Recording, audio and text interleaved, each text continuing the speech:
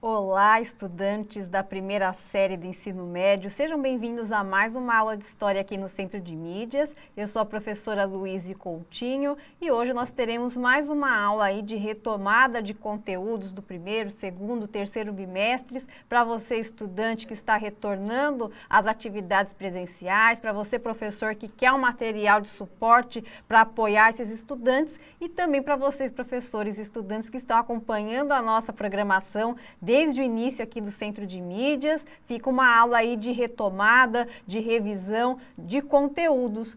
Hoje a nossa aula vai ser sobre o feudalismo. Na aula passada nós falamos sobre o Reino dos Francos, né, onde as bases do feudalismo se desenvolveram, se estabeleceram ali no final do Império Romano do Ocidente. E agora a gente vai ver a chamada Alta Idade Média, vai passar pelas questões que provocaram seu declínio, caracterizando a chamada Baixa Idade Média até chegar nas Cruzadas. É uma aula de retomada de bastante coisa, então, sem mais delongas, vamos começar apresentando os objetivos e a habilidade. Hoje o nosso objetivo é retomar as principais características do feudalismo por meio da análise de textos verbais e não verbais, por meio dos quais os estudantes poderão mobilizar seus conhecimentos prévios sobre o objeto do conhecimento e retomar os principais eventos que caracterizaram transformações econômicas, sociais e políticas, resultando em crise e declínio do feudalismo como sistema na Europa Ocidental. A habilidade do currículo oficial que estamos trabalhando hoje é desenvolver a compreensão dos elementos socioculturais que constituem as identidades a partir dos estudos das questões de alteridade. Então, como é uma aula de retomada, a gente vai começar retomando uma tabelinha que vocês viram lá na aula anterior. Então, olha só, as bases do mundo medieval, elas se dividem nas tradições já praticadas no Império Romano, com o ensejo ali das invasões germânicas, e tradições que esses povos germânicos trouxeram para dentro de Roma, tá? Então, as principais aí das tradições romanas, o colonato é a principal, que caracteriza o modo de uso da terra, né? Por parte de boa parte da população europeia, no caso aí os servos, né, eles trabalhavam nesse sistema de colonato, onde em troca do direito ao uso da terra, eles davam ao dono parte da produção. Então veja, a terra não é de propriedade do trabalhador, a terra ela é concedida o uso para o qual esse servo, esse camponês vai tirar a sobrevivência dele e outra parte ele vai conceder ao dono da terra, como se fosse quase um aluguel aí da terra, um arrendamento, né? Continuando lá na nossa tabelinha, a monarquia enquanto sistema ideal, embora o poder político no feudalismo ele é fragmentado, ou seja, cada senhor feudal exerce poder no seu feudo, existia um rei acima de todos eles, mas esse rei ele tem um poder muito diluído por conta justamente de outras tradições como comitatos aí, onde essa fidelidade desses senhores feudais ao seu rei faz com que esse poder se descentralize, tá?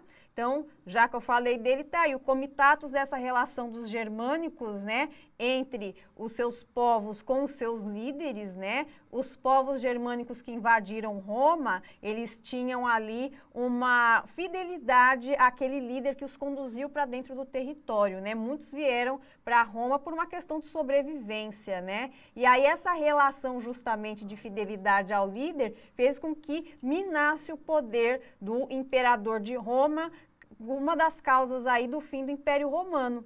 E uma outra característica para a gente finalizar é o direito consuetudinário, com base em tradições e costumes, né? Então, esses membros aí da chamada nobreza feudal, eles vão se estabelecer enquanto um grupo predominante, um grupo com privilégios por conta das tradições. Essas eram as bases principais aí, vindas do final do Império Romano, o Reino dos Francos consolidou e o feudalismo se ergue em cima dessas bases aí. Então, só para a gente terminar a nossa revisão.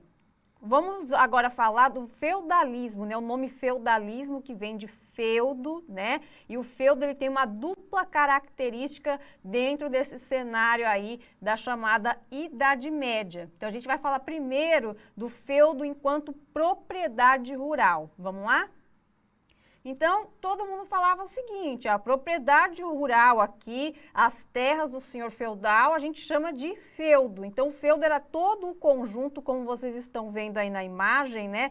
Tem o castelo, onde vivia o senhor feudal, a nobreza guerreira, esse castelo todo murado, existiam os bosques, existia uma igreja e, claro, existiam as áreas cultiváveis, tá? Essas áreas cultiváveis se dividiam em manso senhorial, cuja produção dessas terras era destinada ao senhor feudal, o manso servil, as terras do manso servil, o servo poderia tirar dela o seu sustento, mas ele não ficava com o total da produção dessa terra, parte ia para o senhor feudal também, lembra lá do colonato, e as terras comunais, né? Terras comunais porque tanto os senhores feudais, os cavaleiros poderiam utilizar, eles utilizavam muito como caça, né? Caça, coleta de frutas e tudo mais, e os servos também poderiam utilizar dessas terras aí, sem pagar nenhuma obrigação, que já já a gente vai retomar isso aí. Então, o aspecto do feudo enquanto propriedade é esse, e o outro aspecto do feudo, uma outra característica que era atribuída a ele, é a questão do benefício. Vamos lá? Então, o feudo também, como benefício, ele se torna um instrumento de poder, né?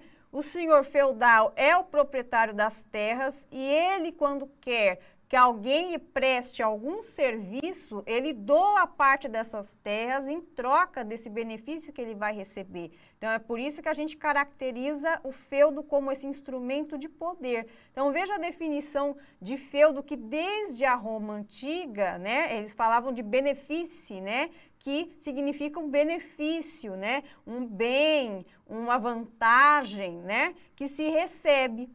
O benefício, já lá na Roma Antiga, era a entrega vitalícia de uma faixa de terra, às vezes precária, né, era uma terra de boa qualidade, e alguém, como recompensa, né, por essa terra, presta serviços. No caso de Roma, era ao próprio Estado romano, que era dono de todas as terras ali do Império. Só que isso, como nós já vimos, foi trazido também para o mundo feudal aí, tá? Então, o senhor feudal, na qualidade de proprietário das terras, ele doa as terras. E a gente até já comentou isso em aulas anteriores, né?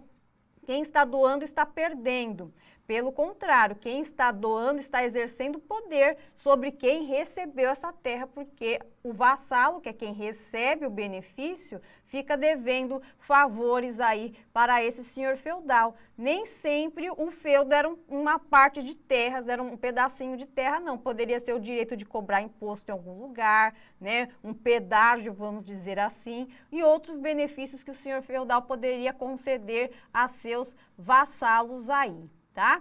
Falando em suzerania e vassalagem, que são as bases das relações sociais no mundo feudal, vamos conhecer os grupos dessa sociedade aí, vamos lá?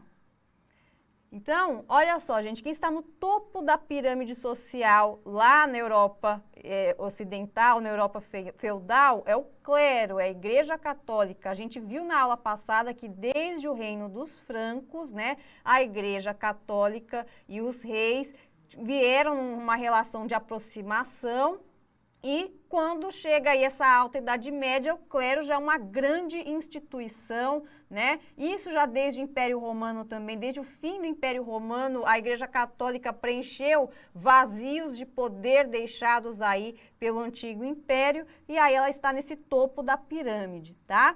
Abaixo do clero, que são os representantes da Igreja Católica, nós temos a nobreza, né, os senhores feudais, os cavaleiros, que na sua maioria eram vassalos dos senhores feudais, né, recebiam um pedaço de terra e em troca prestavam esses serviços formando uma espécie de exército para esse senhor feudal. No início da chamada Alta Idade Média, existiam ainda guerras para que esses senhores feudais se estabelecessem, se consolidassem nos seus territórios. Abaixo aí nós temos os vilões, tá? Os vilões, eles estão abaixo aí dos senhores feudais e dos cavaleiros, não por uma conta de eles terem algum tipo de privilégio ou de vantagem. Pelo contrário, eram pessoas totalmente marginalizadas, ou seja, estavam à margem do esquema da sociedade feudal. Entretanto, os vilões, eles existem numa quantidade menor do que os servos, tá? Os vilões são pessoas que vivem, às vezes, até numa condição de mendicância, tá? Eles viviam numa condição, assim, muito precária, porque justamente eles não toparam se estabelecer na sociedade dentro daquelas bases relacionais de suzerania e vassalagem. Eles preferiram ficar com a própria liberdade, vamos dizer assim. Só que a liberdade nesse mundo feudal tem um custo, e um custo é não ter acesso a recursos que vão garantir a própria sobrevivência, né? A maioria, de novo, das pessoas, dos trabalhadores naquele tempo, naquele momento da história, eram camponeses. O camponês precisa da terra para trabalhar, então por isso que muitos servos, aí voltando lá à nossa pirâmide, a gente vê lá eles na base, né, a grande maioria da população se submetiam a trabalhar para um senhor feudal para poder sobreviver naqueles esquemas de colonato, né? De eu fico aqui na terra em troca da minha sobrevivência, em troca de abrigo, em troca de um pouco de alimento, mas eu tenho ali aquela relação com esse senhor feudal, essa relação de vassalagem de forma permanente. Por isso que a gente diz que a sociedade feudal, ela é hierarquizada, né? Os suzeranos estão acima, né? O clero, por ser os representantes aí de Deus, os representantes da igreja, eles se consideravam suzeranos dos suzeranos, né? E aí, abaixo vão vindo aqueles que vão ficar numa condição apenas de vassalagem, que é o caso dos servos, né? Por isso que também dizemos que a sociedade é estamental. Não existe mobilidade social no feudalismo, tá? Então, se você nasceu nobre, seus descendentes serão nobres. Se você nasceu servo, seus descendentes serão servos também. Não existia essa possibilidade de mobilidade social aí, tá? E como eu acabei de falar, o servo, ele é só vassalo, ele não é suzerano, ou seja, ele não tem algo para oferecer, né? Na verdade, ele tem muito, ele tem a força de trabalho que vai sustentar todas as demais classes. Mas dentro da ótica da sociedade feudal, é como se o servo não tivesse nada a oferecer. Ele é que depende do senhor feudal para sobreviver. Por isso que ele vai ter uma série de obrigações para poder exercer essa vassalagem em relação ao seu suzerano, que vão se configurar aí na forma de taxas, impostos e outras obrigações. Vamos ver? Então, as obrigações do servo, muitas estão relacionadas à questão do colonato. A primeira delas é a talha, tá? A talha estabelece que parte da produção do manso servil é destinada para o senhor feudal. A gente viu lá que o manso servil são as terras onde o servo pode trabalhar para a própria sobrevivência. Entretanto, né, o que acontece ali que também desse manso servil ele tem que destinar parte para o senhor feudal. A corvéia já tem a ver com o manso senhorial, né? É o trabalho compulsório no manso senhorial. Então, basicamente, na semana de segunda a sábado, o servo trabalha no manso senhorial. Primeiro, ele vai garantir o sustento do senhor feudal, para daí só no domingo, no tempo que sobrar, ele trabalhar no manso servil. Então, primeiro ele trabalha para a nobreza e depois ele trabalha para si próprio, tá? Outra taxa, outra obrigação aí eram as banalidades, tá? A banalidade é uma taxa para a utilização dos equipamentos do feudo. Se precisar atravessar uma ponte, tem que pagar uma espécie de pedágio que é pago em produção, ou seja, é pago em alimentos oriundos do manso servil, tá? Vai também, sei lá, vai moer um trigo para fazer um pão, vai usar o moinho, vai usar o forno, vai ter que pagar tudo isso também. Geralmente são os cavaleiros ali que ganham esse direito de cobrar esses impostos aí em forma de produção para poderem também sobreviver. Mais uma vez, os servos sustentam as demais classes da sociedade aí. Temos uma outra obrigação que era a mão morta, tá? A mão morta é taxa paga pela família do servo falecido para continuar a viver e trabalhar no feudo. Então, se o servo falece, o que acontece? A família dele, se quiser continuar trabalhando no feudo, ela tem que trabalhar a quantidade, ou seja, entregar a produção que aquele membro da família falecido produzia, né? Ou seja, a produção não pode cair porque tem menos gente. Do contrário, ela seria expulsa aí desse feudo. E aí a gente sabe que fora do feudo não existe sobrevivência, né? Ou vai virar um vilão, ou vai ter que se submeter à vassalagem para um outro senhor feudal aí. E a Igreja Católica, por sua vez, também cobrava a sua obrigação do servo, que é o dízimo. 10% da produção do manso servil vai como doação para a Igreja Católica. Então, a gente vê aí que o servo é o vassalo dos vassalos, né? Ele é o único que vai com obrigações para com todos os outros membros da sociedade feudal aí, certo? Gente, uma coisa que também tem que ficar claro é o seguinte: essa condição do servo, ela é injusta se a gente for parar para pensar, né? Mas não significa que o servo também aceitava isso, né, de uma forma pacífica.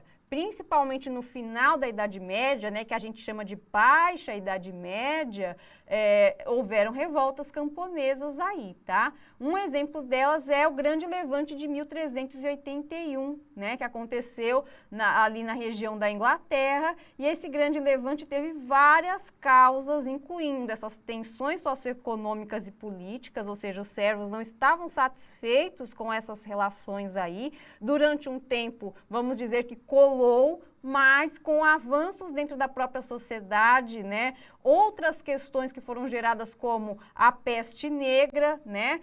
Altos impostos, altas taxas cobradas pela nobreza, fez com que as revoltas camponesas começassem lá na Inglaterra em 1381, e essa não foi a única revolta que a gente teve nesse momento, houveram outras aí também, tá? Outra coisa que a gente tem que colocar em mente é que existia toda uma costura ideológica, vamos dizer assim, para essa sociedade feudal. Existia um discurso que mantinha essa estrutura da sociedade. Apesar, né, de algumas revoltas terem ocorrido, era um entendimento comum, né, o entendimento daquela sociedade naquele momento da história, que a sociedade deveria funcionar daquela maneira. E um dos grandes responsáveis aí por essa base ideológica, por essa base que vai ser o cimento que vai ali consolidar todos os tijolinhos da sociedade feudal, era a Igreja Católica. Isso a gente já viu lá do Reino dos Francos na aula passada, e a gente vai retomar agora aí para vocês, tá? Então, o clero na Idade Média, ele tinha esse papel, né? Esse papel de fornecer esses dogmas nos quais a sociedade vai se basear aí. Então, desde o final da Antiguidade, a hierarquia do clero era constituída pelo Papa, pelos cardeais, arcebispos, bispos e padres. Eles formavam o chamado clero secular, que do latim é séculum, que é mundo, e é a expressão que designa aqueles sacerdotes que vão desenvolver atividades voltadas para o público. Então, são os membros do clero secular que vão fazer os batizados, as missas, os casamentos, a extrema-unção, né? Vão lidar com os fiéis. E, do outro lado, nós temos o clero regular, que é formado pelos religiosos que vivem confinados nos mosteiros, como os monges e os abades, em regime de reclusão ou semi-reclusão. Era uma função desse clero regular a questão aí da produção das Bíblias, né? Olha aí os monges copistas trabalhando nesse momento, né? Os monges copistas ali produzindo a Bíblia, bulas papais, obras de arte, todas elas com aquela função meio de alfabetizar religiosamente as pessoas, lembrando que uma boa parcela da população europeia durante a Idade Média era analfabeta, incluindo membros da nobreza, tá? Então, o clero ele tinha esse papel aí de consolidar a questão cultural, a questão social, né, produzir essa intelectualidade do período, tá? Num determinado momento, essa estrutura funcionou, né? O feudalismo, economia ruralizada, sociedade hierarquizada estamental, mas com o tempo a própria consolidação desse feudalismo começou a gerar problemas para esse sistema. E aí a gente vai entrar na chamada Baixa Idade Média, né, que vai se caracterizar por um momento de crise aí. Vamos lá? Então, a partir do século X, a gente tem, vamos dizer que a Europa deu uma sossegada, né? Não temos mais tantas guerras para que essa nobreza se estabeleça, né? Já está todo mundo com seu feudinho garantido, né? Essa nobreza guerreira já tem ali as suas relações com os senhores feudais, vamos dizer que já estão com a vida ganha, então eles ficam meio sem função, né? Eles ficam ociosos. E o ferro, que era uma matéria-prima destinada para a nobreza guerreira, produzir armamentos, armaduras, artefatos de guerra, passou a ser utilizado nas ferramentas agrícolas também. Professora, você está me dizendo que as ferramentas agrícolas no período do feudalismo, da Alta Idade Média, não eram feitas de ferro? A enxada não era de ferro? A foice não era de ferro? Não, tá? Então, o ferro era destinado totalmente, era como se fosse um material destinado para a nobreza guerreira. E os servos que trabalhavam na terra tinham que fazer a grande maioria dos seus instrumentos de madeira, vejam vocês. Então, além de todas aquelas obrigações que eles têm que cumprir para com os outros membros da sociedade, eles perdiam um tempo imenso fazendo as próprias ferramentas agrícolas, que por serem de madeira, eram muito mais frágeis e tornavam a produção agrícola muito lenta, tá? Com esse, vamos dizer, sossego dessa sociedade feudal, né, essa sossegada nas guerras, né, todo mundo já estabelecido, o que acaba acontecendo naturalmente é um aumento da população, né, a população não tem mais as guerras para vitimar, para ceifar as vidas das pessoas, e aí, e outras questões também envolvidas e faz com que essa população aumente. E aí você precisa produzir alimentos para essa galera toda que está aí se consolidando, que está aí surgindo, né? O feudo não aumenta de tamanho, ele continua com a mesma quantidade de terras cultiváveis.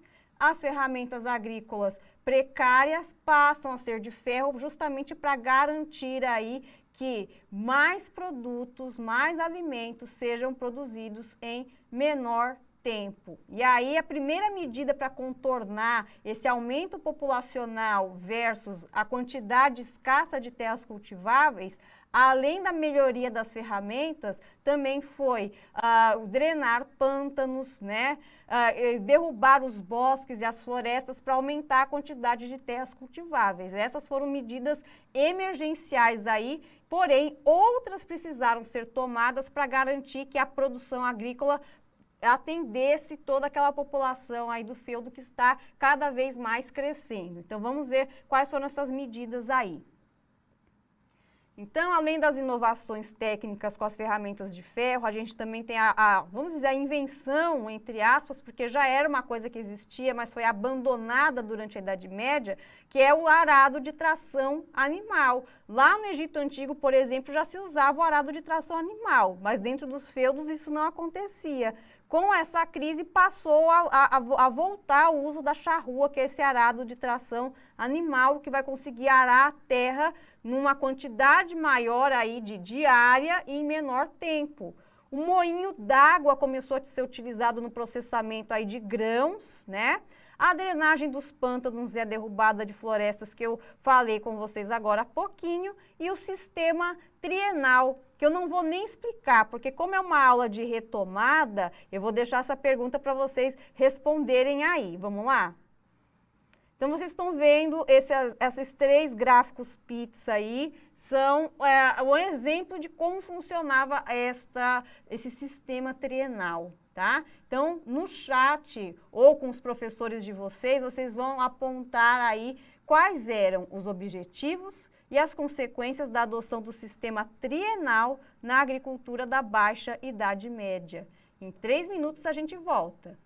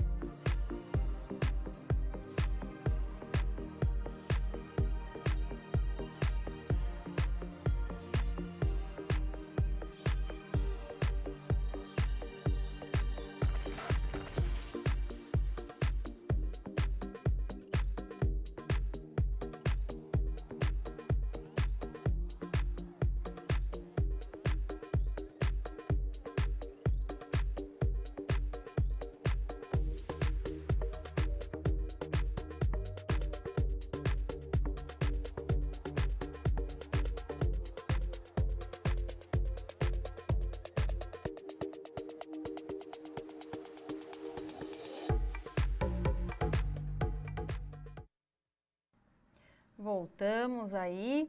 Vamos ver então qual que é a resposta correta. Eu vou pedir para voltar na tela lá do sistema trienal, que vocês observaram aí durante a interação. Então, vocês vejam que lá, aí, essa tela aí, vamos lá, a tela do exercício. Então, vejam lá, o ano 1 é o ano onde a terra ali vai ficar descansando na área verde, na área azul vai se plantar trigo e na área vermelha a cevada. E vocês vejam que há uma rotação disso no ano 2 e no ano 3. Então, o próprio sistema trienal, o nome já entrega, né? Vai ser um sistema que vai ocorrer num triênio, em 3 anos, onde vai haver a rotação dos cultivos e entre esses períodos de rotação tem um período de descanso. Ou seja, o objetivo do sistema trienal é principalmente não causar o esgotamento do solo, né? Porque antes da adoção do sistema trienal, as plantações elas vinham uma temporada em cima da outra. Então plantou o trigo, colheu, já está plantando outra coisa em cima, não tinha um planejamento, não tinha uma divisão das áreas cultiváveis e isso esgota o solo, ou seja, vai chegar um momento que vai se semear as sementes e elas não vão germinar e vai faltar alimento para a galera. Então, essa foi uma forma de preservar o solo para que ele possa se recuperar e os cultivos possam ocorrer de forma revezada aí. Em relação às consequências, já a gente vai fazer uma leitura compartilhada que vai dar para a gente a correção dessa segunda parte da pergunta aí. Antes, a gente vai ver uma imagem, só para ilustrar para vocês a diferença, né, do arar a terra com a charrua, que é essa imagem da direita. Então, vocês vejam que tem uma pessoa montada a cavalo e o arado atrelado ao cavalo faz o trabalho de 10 camponeses. Na imagem da esquerda, ali no detalhe, vocês estão vendo ali que precisava-se antes de um camponês para abrir um caminhozinho na terra para plantar a semente. Agora, com uma pessoa montada a cavalo, você faz isso de uma forma muito mais rápida, porque o arado substitui a mão de obra de muitos camponeses aí.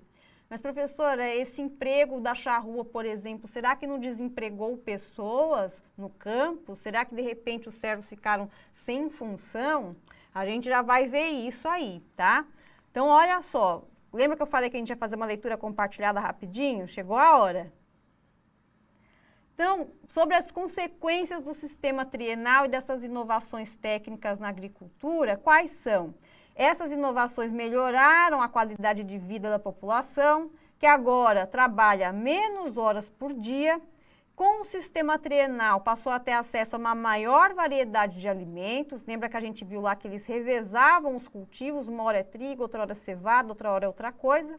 E isso vai gerar uma alimentação balanceada. Com uma alimentação balanceada, a saúde das pessoas melhorou, a expectativa de vida se estendeu, ou seja, as pessoas passaram a viver mais anos e, além disso, com a diminuição das guerras nos territórios feudais, também contribui para a queda da mortalidade, ou seja, a própria melhoria nas técnicas agrícolas, né, a melhoria ali das áreas cultiváveis que estava sendo necessária por conta de um aumento populacional, acabou gerando um maior aumento populacional.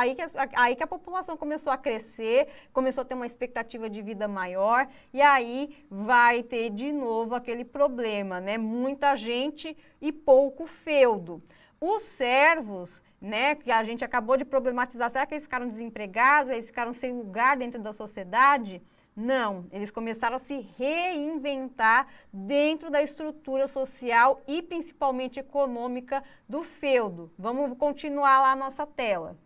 Então, o que o servo descobriu aí quando ele começou a melhorar as técnicas agrícolas? Já que ele produz mais em menos tempo, dá tempo de eu produzir excedentes, ou seja, se eu precisava plantar 100 quilos de batata, agora eu vou plantar 200. 100 eu vou destinar para as minhas taxas, obrigações, eu vou tirar para a minha sobrevivência e os outros 100 eu vou usar como moeda de troca, porque tem outros servos ali que estão trabalhando com outras coisas que não mais a plantação, que não mais como camponês, ou seja, um camponês, entre aspas, desempregado, ele pode se tornar um tecelão, um artesão, um ferramenteiro, e aí as trocas vão acontecendo aí, tá? É o que a gente vai chamar de especialização do trabalho, que vai aparecer lá na tela para vocês, né? Os servos vão começar a se dedicar de forma exclusiva a outras atividades, ou seja, não sou mais um camponês, agora sou só tecelão, ou sou só carpinteiro, né? E aí ele vai adquirir alimentos como trocando esses itens que ele produz com outros servos, com outros camponeses. E quando a gente fala de troca de produto por produto, nós estamos falando sim de comércio. Então, dentro dos próprios feudos, né, os servos vão começar a montar pequenas feiras nas vilas, e eles vão começar a desenvolver uma outra estrutura aí social, econômica, que a gente vai chamar de burgo. Olha a imagem que vai aparecer aí na tela para vocês, né? Então, veja, um típico burgo formado ao pé de um castelo. O senhor feudal mora lá no topo. Abaixo nós temos as vilinhas dos servos, que eles vão começar a murar também para se proteger, ou seja, construir muros, fazer as feirinhas deles, e eles vão começar toda uma atividade econômica dentro desses chamados burgos, ou seja, aquela estrutura rural, aos poucos vai se transformando numa estrutura urbana, tá? É o renascimento urbano acontecendo aí. Então a gente viu que nessas transformações da Baixa Idade Média, os servos se viraram bem. E os cavaleiros e os nobres, né? Lembrando, o feudo continuou do mesmo tamanho. Chegou um momento em que um senhor feudal não tinha mais terra para doar para alguém para conseguir um benefício. Olha a nobreza entrando em crise aí. É aí que entra o contexto das cruzadas, tá? Vamos lá. As cruzadas foram motivadas por uma causa religiosa, a princípio, né, quando os turcos muçulmanos, em 1071, invadem Jerusalém e impedem o acesso dos cristãos europeus à cidade que eles chamavam de Terra Santa. Era uma cidade sagrada para os turcos, para os judeus e também para os cristãos europeus aí, tá? Com essa proibição do acesso dos cristãos europeus, o Papa Católico Urbano II, em 1095, convoca essas expedições militares com o objetivo de expulsar os turcos muçulmanos de Jerusalém, tá? Isso é um ensejo religioso, mas nós tivemos também os ensejos econômicos, sociais e políticos, ou seja, para cada grupo da sociedade feudal, as cruzadas tinham uma motivação diferente. Vamos voltar lá na nossa tela, né? Então, o clero achou que era uma boa oportunidade pegar toda aquela nobreza ociosa, nobreza guerreira, e mobilizar para a causa das cruzadas, né? Os nobres, já sem feudo, estão pensando na conquista de novas terras, onde eles vão transformar de novo em feudos e continuar a perpetuar o seu grupo social aí. Para os servos, tinha a questão da purificação dos pecados. Esse era um dogma que a Igreja Católica difundia naquela época, né? De que o servo vem na condição de servo, ou seja, de trabalhar para o nobre, porque ele precisa purificar o seu espírito dos pecados, e nada como trabalho para purificar a alma de um cristão. E os servos, embora todas as transformações que a gente está vendo na sociedade feudal, esse dogma da Igreja ainda é muito forte. Então, muitos toparem para as cruzadas com esse objetivo.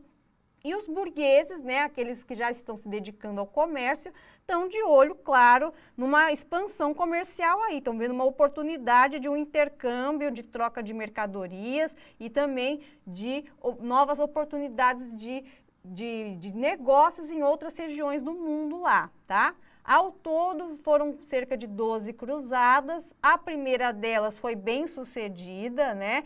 Alguns estados cruzados foram estabelecidos.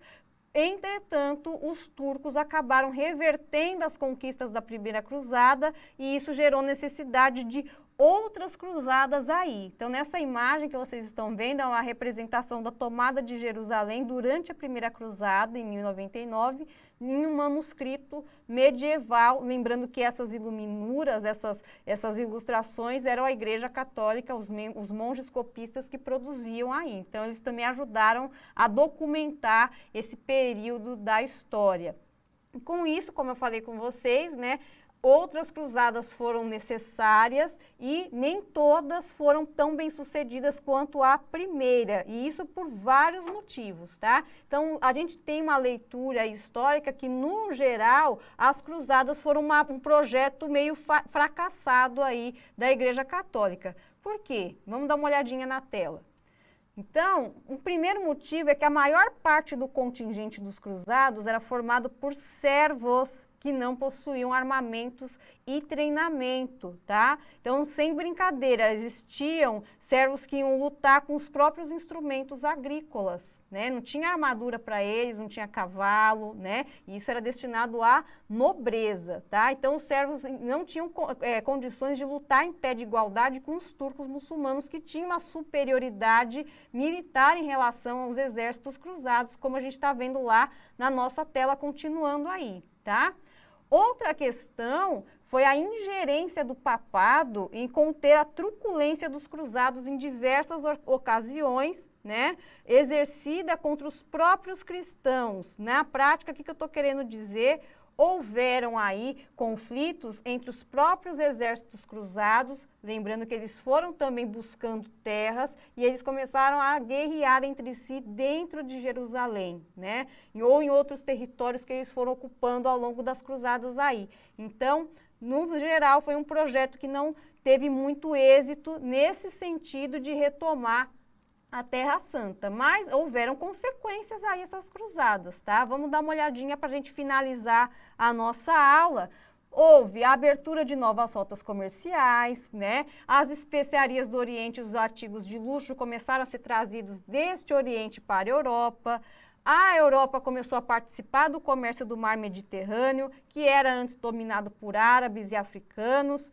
Houve o enriquecimento das cidades europeias devido às atividades comerciais e houve também o enfraquecimento do poder da nobreza. Esses fatores somados vão gerar aí o fim dessa chamada Idade Média com a transição para a Idade Moderna, tá? Então, essas vão ser as bases dessa transição para esses períodos da história aí, tá?